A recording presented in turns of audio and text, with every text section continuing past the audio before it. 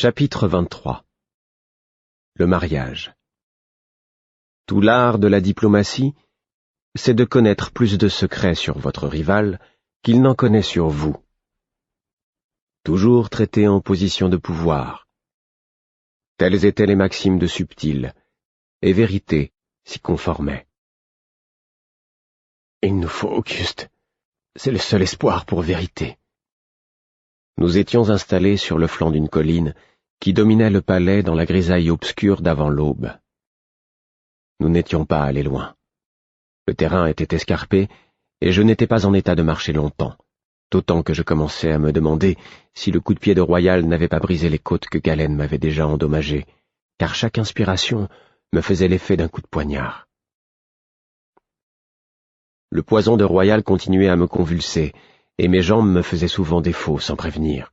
Seul, j'étais incapable de tenir debout, car mes jambes ne me soutenaient plus. J'étais même incapable de m'accrocher au tronc d'un arbre tant mes bras manquaient de force. Autour de nous, dans l'aurore qui pointait, les oiseaux des forêts chantaient. Les écureuils faisaient leurs provisions pour l'hiver, et les insectes stridulaient. Il était rude, au milieu de tant de vie, de chercher à estimer jusqu'à quel point mes lésions physiques seraient permanentes. Les jours et la force de ma jeunesse étaient-ils déjà finis, et ne me restait-il plus que tremblement et faiblesse?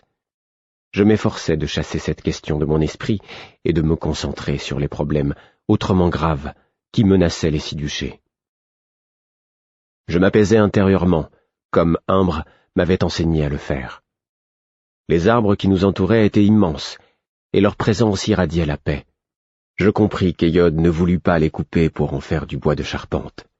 Leurs aiguilles formaient un tapis moelleux sur le sol, et leur parfum était rassérénant. Je regrettais de ne pouvoir simplement m'étendre et m'endormir, comme Fouineau contre moi. Nos douleurs se mêlaient toujours, mais au moins Fouineau pouvait s'échapper dans le sommeil. « Qu'est-ce qui te fait croire qu'Auguste nous aiderait ?» demanda Buric, « si même j'arrivais à le convaincre de venir ici. » Je recentrais mes pensées sur notre problème. Je n'ai pas l'impression qu'il trempe dans le complot. À mon avis, il est toujours fidèle au roi. J'avais présenté mes renseignements à Buric comme des conclusions personnelles soigneusement pesées. Il n'était pas homme à se laisser convaincre par des voix fantômes dans ma tête. Je ne pouvais donc lui révéler que Galen n'avait pas parlé de tuer Auguste, et qu'en conséquence, ce dernier était sans doute hors du coup. D'ailleurs, je ne comprenais pas très bien moi-même ce qui s'était passé. Royal ne savait pas artiser, et dans le cas contraire, comment aurais-je pu surprendre une conversation par l'art entre deux personnes? Non, il devait s'agir d'autre chose, d'une autre magie, dont l'auteur serait Galen. Était-il capable d'une magie aussi puissante? Je l'ignorais. Il y avait tant de choses que j'ignorais. Mais, avec un effort, j'écartais ces spéculations. Pour l'instant, ma première hypothèse rendait compte des faits connus mieux que tout autre. S'il est loyal au roi, et s'il ne soupçonne pas Royal, c'est qu'il est aussi fidèle à Royal, me fit remarquer Buric, du ton dont on s'adresse à un demeuré. Alors, il faut trouver un moyen de le forcer à nous obéir. Vérité doit être prévenue. Bah tiens, je vais trouver Auguste, je le menace de mon poignard et je le ramène ici sans que personne n'intervienne. Tu parles. Je me creusais la cervelle. Graisse la patte de quelqu'un pour qu'il le conduise jusqu'à nous. Ensuite, tu lui sautes dessus. Même si je connaissais quelqu'un qui graissait la patte, avec quoi est-ce que je le soudoierais? J'ai ceci. Je touchai ma boucle d'oreille. Buric l'examina et sursauta presque. Où as-tu eu ça? C'est Patience qui me l'a donné juste avant le départ. Elle n'avait pas le droit. Puis, plus calmement, je croyais qu'on l'avait enterré avec lui. J'attendis qu'il poursuive. Buric détourna les yeux. C'était à ton père. Je lui en avais fait cadeau. Sa voix était basse. Pourquoi? Parce que j'en avais envie, évidemment. Le sujet était clos. Je commençais à détacher la boucle. Non, fit-il d'un ton bourru. Laisse-la où elle est. De toute manière, on ne se sert pas d'un objet comme ça pour acheter les gens, et ces Kurdas sont incorruptibles. Il avait raison. J'essayais d'imaginer divers autres plans. Le soleil se levait. Nous arrivions au matin où Galen se proposait d'agir, à moins qu'il n'eût déjà agi. J'aurais voulu savoir ce qui se passait dans le palais, à nos pieds. Avait-on remarqué ma disparition?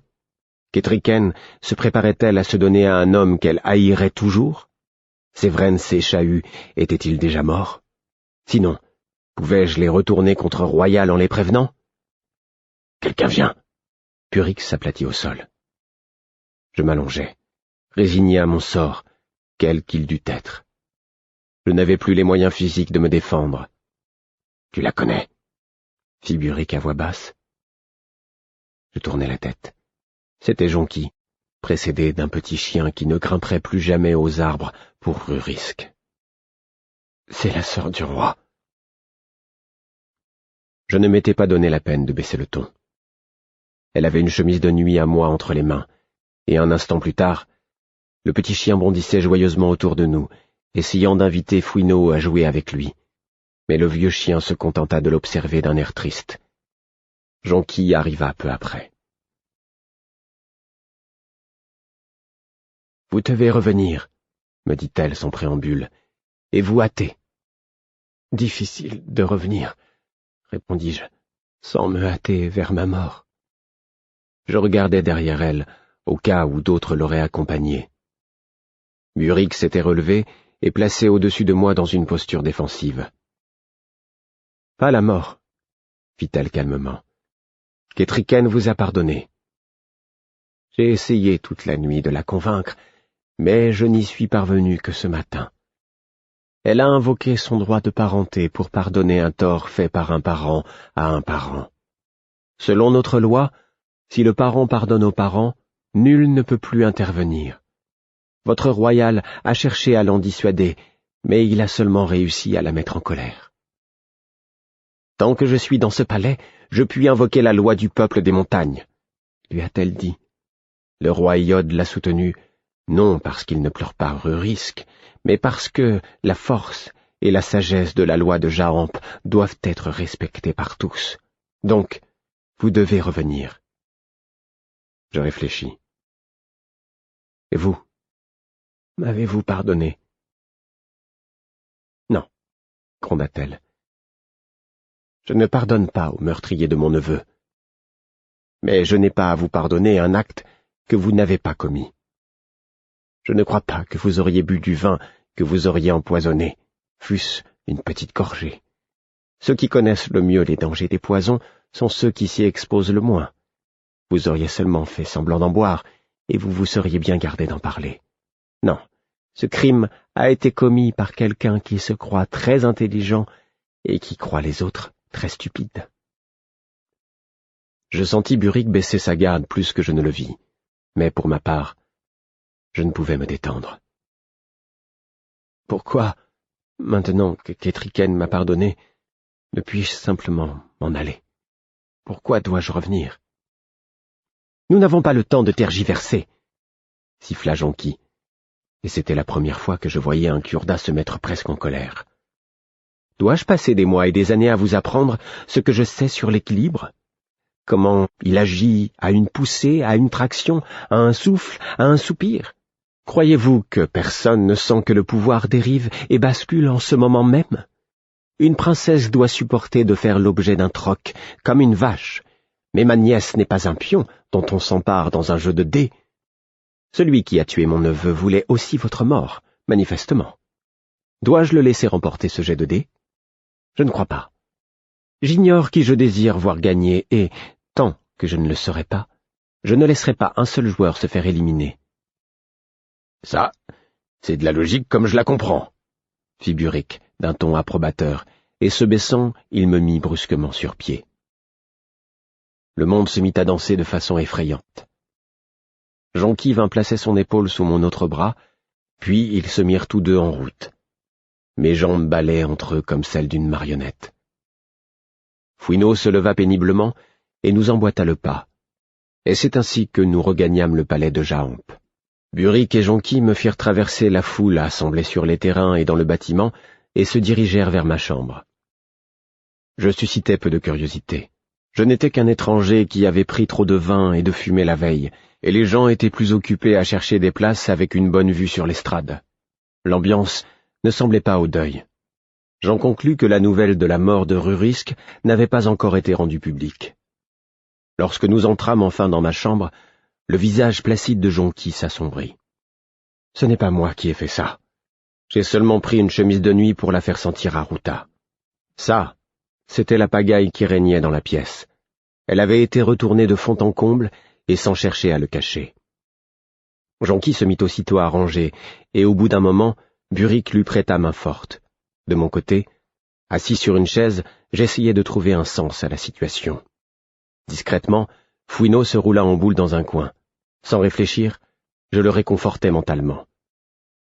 Immédiatement, Buric me jeta un coup d'œil, puis il regarda le chien accablé de chagrin, et il détourna les yeux. Quand Jonquille s'en alla chercher de l'eau pour la toilette et de quoi me sustenter, je demandai à Buric. « As-tu trouvé un petit coffre en bois, avec des glands gravés dessus ?» Il me fit signe que non. Ainsi, on avait mis la main sur ma cachette à poison. J'aurais aimé préparer une nouvelle dague ou une poudre à projeter.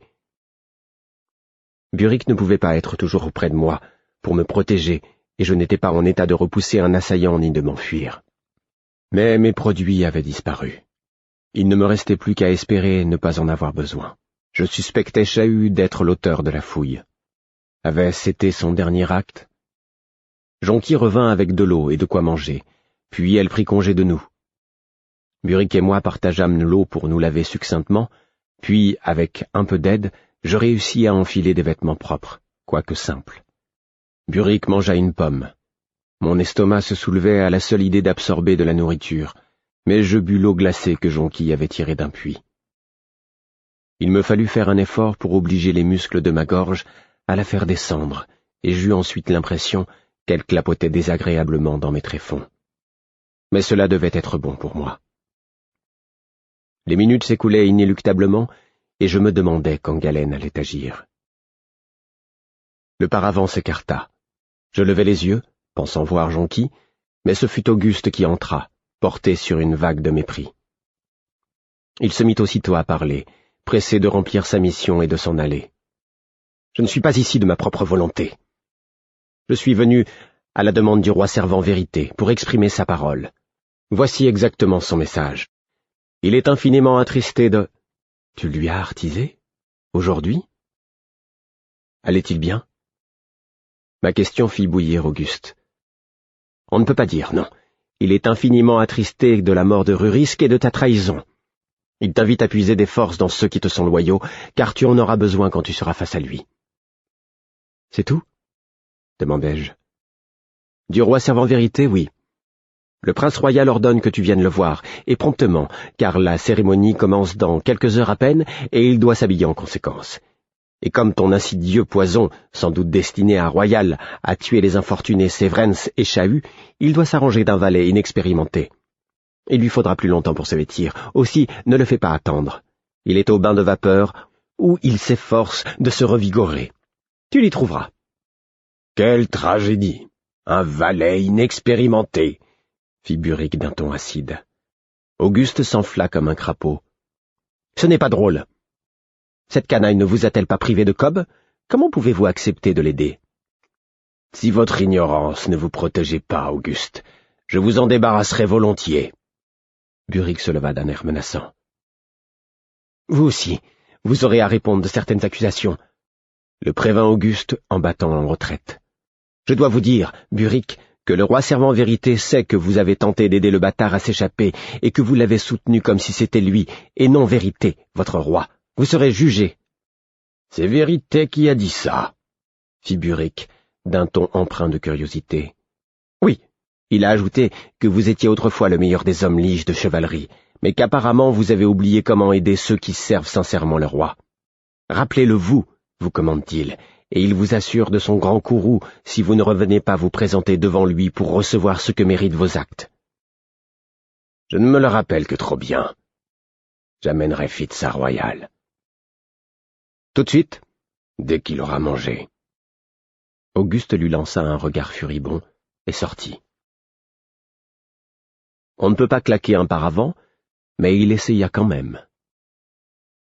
Je ne pourrais rien avaler, Burick, fis-je. Je sais, mais nous avons besoin de temps. J'ai noté le choix des mots de vérité, et j'y ai entendu un tout autre message qu'Auguste. Et toi? Je hochai la tête avec un sentiment de défaite. Moi aussi, j'ai compris. Mais c'est au-delà de mes capacités. Tu en es sûr? Vérité ne le croit pas, et il s'y connaît.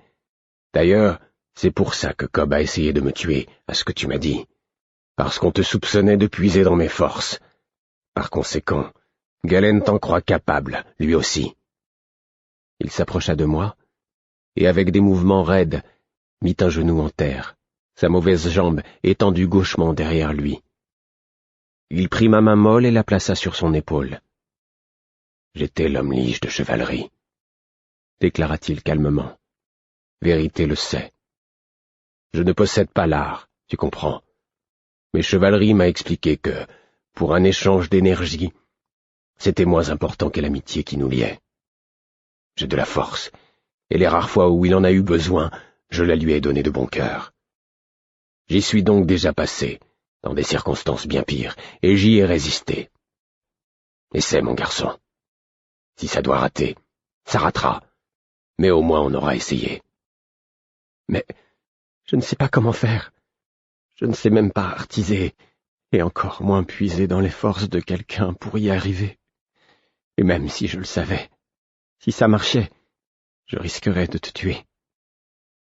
Si ça marche, notre roi survivra peut-être. C'est à ça que m'engage le serment que j'ai prêté. Et le tien? Tout paraissait si simple avec lui. J'essayais donc. J'ouvris mon esprit, je le tendis vers Vérité. Je m'efforçai, à l'aveuglette, de tirer de la force de Burick. Mais tout ce que j'entendis, ce fut le gazouillis des oiseaux dans les jardins du palais. Et l'épaule de Burick resta simplement l'endroit où reposait ma main. J'ouvris les yeux. Je ne dis rien. C'était inutile, il savait que j'avais échoué. Il poussa un profond soupir. « Bon. Eh bien, il va falloir que je t'amène devant Royal, dit-il. Si nous n'y allons pas, nous passerions le restant de nos jours à nous demander ce qu'il voulait. » Burick ne sourit pas. « Tu es d'une drôle d'humeur, je trouve. On croirait entendre le fou. »« Il te parle quelquefois ?» fis-je avec curiosité. « Quelquefois, oui. » Il me prit par le bras pour m'aider à me lever. « C'est bizarre, dis-je, mais j'ai l'impression que plus je m'approche de la mort, plus la situation me paraît comique. »« À tes yeux peut-être, » répondit-il d'un ton sec. « J'aimerais savoir ce qu'il veut. » Négocier. Ça ne peut pas être autre chose. Et s'il veut négocier, on peut trouver à y gagner. Tu parles comme si Royal suivait les règles du bon sens, comme nous autres. À ma connaissance, ça ne lui est jamais arrivé. Et j'ai toujours eu horreur des intrigues de cour, ajouta-t-il d'un ton plaintif. Je préfère nettoyer les box. Et il me redressa sur mes jambes. Si je m'étais un jour demandé quel était l'effet de la morte Racine sur ses victimes, je le savais désormais. Je ne pensais pas en mourir, mais j'ignorais quelle existence elle allait me laisser. J'avais les genoux tremblants et la poigne incertaine. Je sentais des muscles se crisper spasmodiquement dans tout mon corps. Mon souffle et les battements de mon cœur n'avaient plus aucune régularité. J'aurais voulu me retrouver seul afin de me mettre à l'écoute de mon organisme et faire un état des lieux. Mais Burick guidait patiemment mes pas et Fouineau marchait derrière nous, le dos voûté. Je n'avais jamais été au bain, contrairement à Burick. C'était un bouton de tulipe à l'écart du palais qui renfermait une source chaude et bouillonnante, captée de façon à la rendre utilisable. Un cure-dent se tenait devant l'édifice. Je reconnus le porteur de torche de la nuit précédente. S'il trouva mon aspect curieux, il n'en montra rien et s'écarta pour nous laisser passer. Burick me traîna jusqu'à l'entrée en haut des marches. Des nuages de vapeur tourbillonnaient à l'intérieur et imprégnaient l'air d'une odeur minérale. Burick avança prudemment sur le carrelage lisse, et laissant un ou deux bancs de pierre derrière nous, il m'amena vers l'origine de la vapeur. L'eau chaude jaillissait au milieu d'un bâti de briques, et de là, des rigoles la conduisaient vers des bassins plus petits, où sa température variait selon la longueur du conduit et la profondeur du bain. La vapeur et le bruit du jet d'eau emplissaient l'air. C'était désagréable. J'avais déjà du mal à respirer. Mes yeux s'accoutumèrent à la pénombre, et je distinguai Royal qui trempait dans un des grands bassins. Il tourna le regard vers nous à notre approche. « Ah !» dit-il, comme s'il se réjouissait de nous voir. « Auguste m'avait prévenu que Burick t'amènerait. Je suppose que tu sais que la princesse t'a pardonné le meurtre de son frère. Du coup, et dans ce pays du moins, elle te soustrait à la justice. À mon avis, c'est du temps perdu, mais il faut honorer les coutumes locales. Elle dit qu'elle te considère désormais comme faisant partie de son groupe familial et que je dois te traiter comme un parent. Ce qu'elle ne comprend pas, c'est que tu n'es pas né d'une union légitime et que par conséquent, tu n'as aucun droit familial. Enfin bref. Veux-tu renvoyer Burick et venir me rejoindre dans les sources? Ça te ferait peut-être du bien. Tu n'as pas l'air à l'aise, ainsi tenu en l'air comme une chemise accrochée à une corde à linge. » Il parlait d'un ton parfaitement naturel et affable, comme s'il ne se rendait pas compte de ma haine pour lui. « Qu'avez-vous à me dire, Royal ?» J'avais parlé d'une voix monocorde. « Ne veux-tu pas te débarrasser de Burick d'abord ?» demanda-t-il à nouveau. « Je ne suis pas idiot. » Ça pourrait se discuter, mais très bien, j'imagine que je dois m'en charger dans ce cas. La vapeur et le bruit des eaux avaient bien dissimulé le Kurda. Il était plus grand que Burick, et son gourdin s'abattait déjà lorsque Burick réagit. S'il n'avait pas été obligé de me soutenir, il aurait pu éviter le coup, mais au moment où il tournait la tête, le gourdin frappa son crâne avec un son terrible, comme celui d'une hache qui mord dans le bois. Burick s'écroula, et moi avec lui. Je me retrouvai à demi plongé dans un petit bassin rempli d'une eau quasi bouillante. Je parvins à rouler sur le bord, mais pas à me redresser. Mes jambes refusaient de m'obéir. Non loin de moi, Burick gisait immobile. Je tendis la main vers lui, mais ne pus l'atteindre. Royal se dressa hors de l'eau et d'un geste attira l'attention du Kurda. « Il est mort ?» L'homme poussa Burick du bout du pied et hocha la tête. « Tant mieux. » Une expression de satisfaction passa sur les traits de Royal. « Mets-le derrière cette grosse cuve, là, dans le coin. Ensuite, tu peux t'en aller. » Puis à moi. « Il y a peu de chances que quelqu'un vienne ici avant la cérémonie. Tout le monde est trop occupé à se trouver de bonnes places. Et puis, caché dans ce coin, ma foi, ça m'étonnerait qu'on découvre son corps avant le tien. » Je fus incapable de répondre. Le Kurda prit Burick par les chevilles et le tira derrière lui. Le pinceau noir des cheveux de Burick laissa une traînée de sang sur le carrelage. Un mélange étourdissant de haine et de désespoir s'amalgama au poison qui m'intoxiquait, et une résolution glacée m'envahit. Je n'escomptais plus survivre, et cela n'avait aucune importance. L'essentiel, c'était de prévenir vérité, et de venger Burick. Je n'avais ni plan, ni arme, ni aucun moyen. Dans ce cas, gagne du temps, me conseilla l'enseignement d'Imbre. Plus tu en obtiens, meilleures sont les chances qu'il se présente quelque chose. Fais durer la discussion. Quelqu'un viendra peut-être voir pourquoi le prince n'est pas encore habillé, ou bien quelqu'un voudra profiter des bains avant la cérémonie. Occupe Royal. La princesse, fis-je. Il m'interrompit. Elle ne pose pas de problème. Elle n'a pas pardonné à Burick, seulement à toi, et ce que j'ai fait était mon droit le plus strict.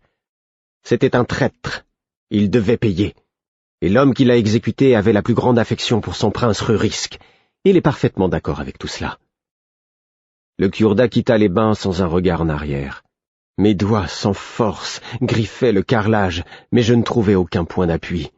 Pendant ce temps, Royal se séchait. Une fois l'homme parti, il s'approcha de moi. « Tu n'appelles pas à l'aide ?» me demanda-t-il d'un ton enjoué. Je pris une inspiration, refoulai ma peur et rassemblai tout le mépris que j'avais pour Royal. Qui répondrait ? Qui m'entendrait au milieu du bruit de l'eau? Ainsi, tu économises tes forces, c'est avisé, inutile, mais avisé. Croyez-vous que Ketriken ne saura pas ce qui s'est passé? Tout ce qu'elle saura, c'est que tu t'es rendu au bain, ce qui était imprudent dans ton état, et que tu t'es noyé dans l'eau trop chaude. Quel dommage.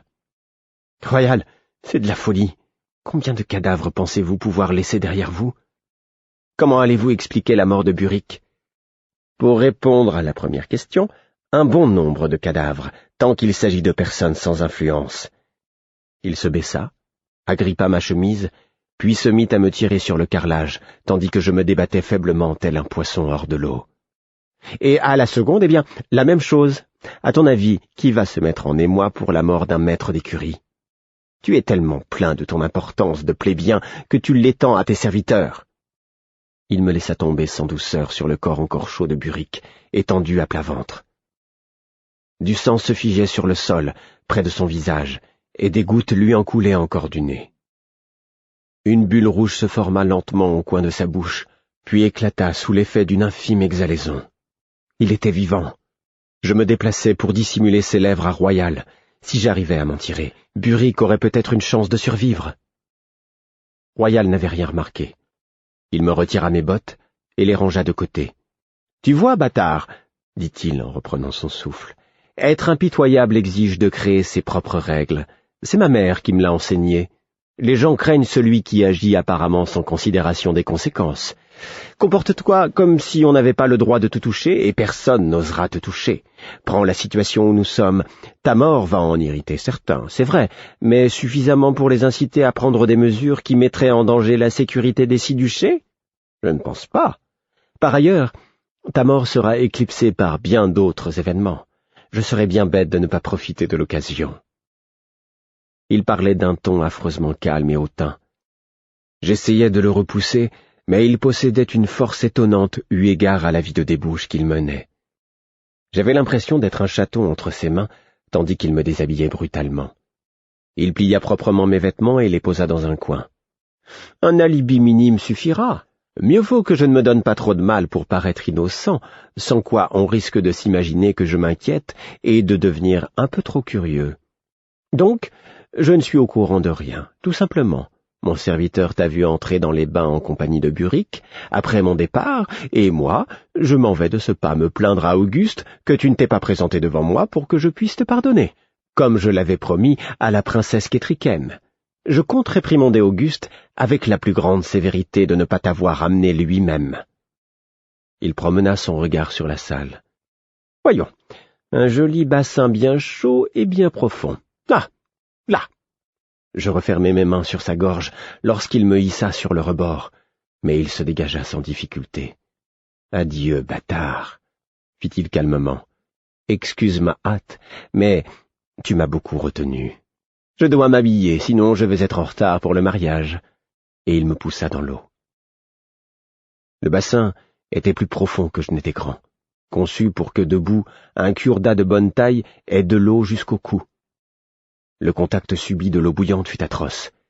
Je relâchai brusquement tout l'air que j'avais dans les poumons, et je coulais. Je donnai un coup de talon sans force au fond, et réussis à sortir mon visage de l'eau. « Burick !» Mais je gaspillais mon souffle à appeler quelqu'un qui ne pouvait pas m'aider. L'eau se referma de nouveau sur moi. Mes bras et mes jambes refusaient de se mouvoir à l'unisson. Je heurtais une paroi et retombais vers le fond avant d'avoir pu prendre une goulée d'air. L'eau brûlante amollissait mes muscles déjà flacides. Je crois que j'aurais été en train de me noyer, même si je n'avais eu de l'eau qu'aux genoux. Je perdis le compte du nombre de fois où j'émergeais tant bien que mal pour reprendre mon souffle. Mes doigts tremblants ne trouvaient aucune prise sur la pierre polie des parois, et mes côtes m'élançaient quand j'essayais d'inspirer profondément. Mes forces m'abandonnaient, la fatigue m'envahissait, l'eau était trop chaude, trop profonde. Noyé comme un chien nouveau-né, me dis-je en sentant les ténèbres se refermer sur moi. « Petit maître » fit quelqu'un, mais tout était noir. Tant d'eau, si chaude, si profonde. Je ne trouvais plus le fond ni les côtés. Je me débattais faiblement contre l'eau, mais je ne rencontrais aucune résistance. Plus de haut, plus de bas. Inutile de continuer à lutter pour rester vivant dans mon corps. Plus rien à défendre. Autant abaisser mes protections et voir s'il n'y a pas un dernier service à rendre à mon roi. Les murailles de mon existence s'abattirent, et je m'élançai comme une flèche soudain libérée. Galène avait raison. Dans l'art, Il n'y avait pas de distance, aucune. Castelcer se dressait autour de moi. « Subtil !» m'écriai-je éperdument. Mais l'attention de mon roi était concentrée ailleurs. Son esprit était fermé, et j'eus beau tempêter et me déchaîner, il me resta barricadé. Aucun secours de ce côté-là. Mes forces déclinaient. Quelque part, j'étais en train de me noyer. Mon corps dépérissait, le fil qui m'y rattachait se faisait de plus en plus ténu. Une dernière possibilité. « Vérité, vérité !» criai-je. Je le trouvais. Tentais de m'accrocher à lui, mais mon esprit n'avait pas prise sur lui. Il était ailleurs, ouvert à quelqu'un d'autre, fermé à moi. Accablé de désespoir, je gémis. « Vérité !» Et soudain, ce fut comme si des mains puissantes s'emparaient des miennes, alors que j'escaladais une falaise glissante, et me retenaient à l'instant où j'allais tomber. Chevalerie. Non, c'est impossible. C'est le petit. Fitz. Votre imagination vous joue des tours, mon prince. Il n'y a personne. Soyez attentif à ce que nous faisons. Galen me repoussa, calme et insidieux comme un poison. Je ne pouvais lui résister. Il était trop fort. Fitz. Vérité hésitait à présent que je m'affaiblissais. Je ne sais où je trouvais de la force. Quelque chose céda, et l'énergie afflua en moi. Je m'accrochais à Vérité comme un faucon à son poignet. J'étais avec lui. Je voyais par ses yeux, la salle du trône redécorée de frais, le livre des chroniques ouvert sur la grande table devant le prince, prêt à recevoir les minutes du mariage de Vérité. Autour de lui, parés de leurs plus beaux atours et de leurs bijoux les plus coûteux, se tenaient les quelques privilégiés invités à voir Vérité assister à la prononciation de vœux de sa fiancée par les yeux d'Auguste. Et Galen, censé, en tant comme lige du roi, offrir sa force au prince, se trouvait légèrement en retrait de Vérité et attendait de le saigner à blanc. Et Subtil, coiffé de sa couronne et vêtu d'une longue robe, assis sur son trône, Subtil ne se doutait de rien. Son art était émoussé, consumé à force de ne pas servir, mais le roi était trop fier pour le reconnaître. Comme par un phénomène d'écho, je vis, par les yeux d'Auguste, qu'Étriquène, pâle comme cire de bougie, dressée sur l'estrade devant son peuple réuni. Elle expliquait, en termes simples et d'un ton empreint d'affection, que la veille au soir, Rurisque avait fini par succomber à la blessure qu'il avait reçue au champ de glace. Elle espérait honorer sa mémoire en se donnant, comme il avait lui-même contribué à l'arranger, au roi servant des six duchés. Elle se tourna face à Royal. À Castelcer, la serre de Galen se posa sur l'épaule de Vérité. Je fis irruption dans le lien qui les unissait et repoussai le maître d'art. Méfiez-vous de Galen, Vérité. Attention au traître qui veut vous vider de votre énergie. Ne le laissez pas vous toucher. La main de Galen se resserra sur l'épaule du prince, et soudain ce fut un maelstrom qui aspirait, suçait, essayait de tout arracher à Vérité. Et il ne restait plus grand-chose à prendre. L'art de Vérité était habituellement puissant, mais uniquement parce qu'il le jetait tout entier dans les batailles. Un autre homme en aurait retenu une partie par simple souci de se préserver, mais depuis des mois, tous les jours, Vérité s'en servait sans s'épargner pour écarter les pirates rouges de nos côtes. Il en subsistait donc bien peu pour la cérémonie, et Galen était en train de l'absorber. Galen dont la puissance s'en trouvait accrue. Je m'agrippais à Vérité, en m'efforçant désespérément de réduire l'hémorragie d'énergie. « Vérité !» lui criai-je. « Mon prince !» Je sentis un bref sursaut en lui, mais tout se brouillait devant ses yeux. Un murmure effrayé s'éleva dans la salle lorsqu'il s'effondra en se rattrapant à la table. Le félon Galen, sans le lâcher, s'agenouilla et se pencha sur lui, puis chuchota sur un ton plein de sollicitude. « Mon prince, allez-vous bien ?» Je projetai toutes mes forces en Vérité, toutes mes réserves que j'ignorais posséder, je m'ouvris et les lâchai, comme Vérité faisait lorsqu'il artisait. Je ne me doutais pas que j'en avais tant à donner. « Prenez tout, de toute façon je vais mourir, et vous avez toujours été bon pour moi quand j'étais enfant. » J'entendis mes paroles, comme si je les avais prononcées tout haut, et je sentis un lien mortel se briser, tandis que l'énergie, passant à travers moi, se déversait en Vérité. Il devint soudain très fort, d'une force animale, et la colère l'envahit. Il leva la main pour s'emparer de celle de Galène et ouvrit les yeux. « Je vais bien, » dit-il à voix haute au maître d'art. Il promena ses regards sur la salle tout en se relevant. « Mais c'est pour toi que je m'inquiète, Galène. On dirait que tu trembles. Es-tu sûr d'être assez fort? Il ne faut pas tenter un exploit trop grand pour toi.